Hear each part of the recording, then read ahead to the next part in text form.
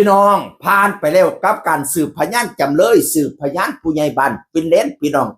ไปอยู่ศาลยโสธรกว่าคดีบ้านอยู่เรื่องนกท่าระวังสิเป็นบ้านของผู้ใหญ่บ้านฟินแลนด์หรือบ้านของแพ้วเผาแสงทองวันที่11นั่นสืบพยานโจทย์ฟังแพ้วเผาแสงทองไปแล้ววันที่12นี่มาสืบพยานจำเลยฟังผู้ใหญ่บ้านฟินแลนด์แล้วก็เดินทางไปพร้อมกับทนายอริยะพนาวาไปฮอดเอฟซีกำให้กำเลิกกำลังใจอุ่นหนาฟ้าคักแตกโคบกำลังใจล้นประสันทนายว่าพี่น้อง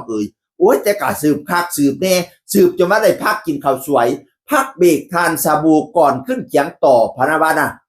ก็ยังยิ้มเยี่ยมใสดีอยู่พี่น้องสนุกสนานลื่นเรื่องบันเทิงศิลป์ดีอยู่มาเมื่อแรงมากทนายก็เขียนว่ายิ้มแต่เช้าจบกลับบ้านได้ว่าซั่นถ่ายรูปกับผู้ใหญ่บ้านฟินแลนด์ยิ้มแต่เช้าจบกลับบ้านได้ว่าซั่นว่านั่นน่ะจบกลับบ้านได้เสร็จหรือบ่เสร็จเว้าคือจังสิเสร็จนี่เนาะจบกลับบ้านได้บัดอีกอันนึงทนายพันเขียนว่าพรุ่งนี้ลุยกันต่อนักเรียนรอโจทย์กันบ้านละสิยังไม่เสร็จนะขอบตาดำไปด้วยกันตกลงสิสืบต่ออีกมือนึงติหรือซะใดเข้ามาติดตามตอนต่อไปพี่น้อง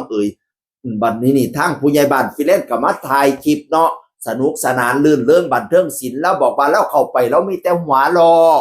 เราบ่เครียดเราบ่อีหยังเขาถามหยังมาตอบได้แล้วก็ตอบเพราะมันเป็นความจริงถามหยังมาก็ตอบไปถามหยังมาก็ตอบไปพะนะว่าน่ะบ่ขี้เกลียดบ่เคร่งเครียดอีหยังพะนะว่านั่นน่ะสืบมากก็ตอบไปตามความจริงพอเฮามีความจริงเฮา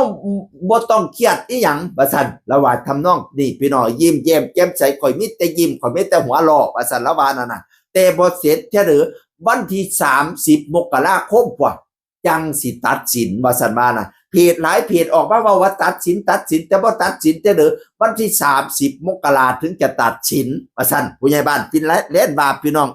ป๊าดคดีเขาเจ้าสืบคักสืบแน่เนาะบัดที่นี่ฟังทนายก็มาเขียนต่อดิทนายเขียนมาจังสี่ล่ะมรดกคือทรัพย์สินที่มีอยู่ก่อนหรือขณะเจ้ามรดกถึงแก่ความตายให้โดยเสน่หาที่เรียกว่าปันมูลไม่ใช่เรื่องมรดกว่าซั่นว่าเป็นชั้นพี่น้องแล้วก็เขียนอีกว่าผู้รับโอนไม่มีสิทธิ์ดีกว่าผู้โอนหมายถึงคนขายไม่ใช่เจ้าของแล้วคนซื้อจะเป็นเจ้าของได้อย่างไรว่าซั่นว่าภาษากฎหมายลางเที่ยเฮาก็บ่เข้าใจเนาะพี่น้องเนาะเพราะก่อนหน้านี้แพ้วพราวก็เขียนคือกันแพ้วพราวเขียนว่าที่ดินมรดกย่อมตกแก่ทายาทตามกฎหมายผู้ใดจะรับไว้หาได้ไม่ผู้รับโอนไม่มีสิทธิ์ดีกว่าผู้โอนว่าซั่นว่าภาษากฎหมายคนละฟังบ่ใครเข้าใจให้ทนายอริยะเพิ่นว่าผู้รับโอนไม่มีสิทธิ์ดีกว่าผู้โอนหมายถึงคนขายไม่ใช่เจ้าของแล้วคนซื้อจะเป็นเจ้าของได้อย่างไรภาษากฎหมายต้องให้ทนายเพิ่นเว้ากันเด้อบัดนี้นี่ทนายอริยะก็เขียนอีกว่าใครไม่เกี่ยวข้องกับคดีศาลขอเชิญออกนอกห้องพิจารณาก็เลยได้แปลงฟันข้างล่างได้ไปแปลงฟันข้างล่างว่าซั่นว่าทนายว่าผู้ใหญ่บ้านฟินแลนด์ก็มาแซ่พูดอันนี้เห็นแล้วขำในใจแรงมากเสลอมากว่าซั่นว่านะบัดนี้นี่ทางสั้นพงศธรก็มาเขียนว่า555ล่าสุดเชิญออกจากห้องถ้าเขาให้ออกจริงๆคงไม่นั่งฟังลนทนได้1 ชั่วโมงเต็มหรอก55ฟังละหิวข้าวฝันดีครับเท่านี้แหละเมื่อยภรรยาผมครับว่าซั่นว่านะ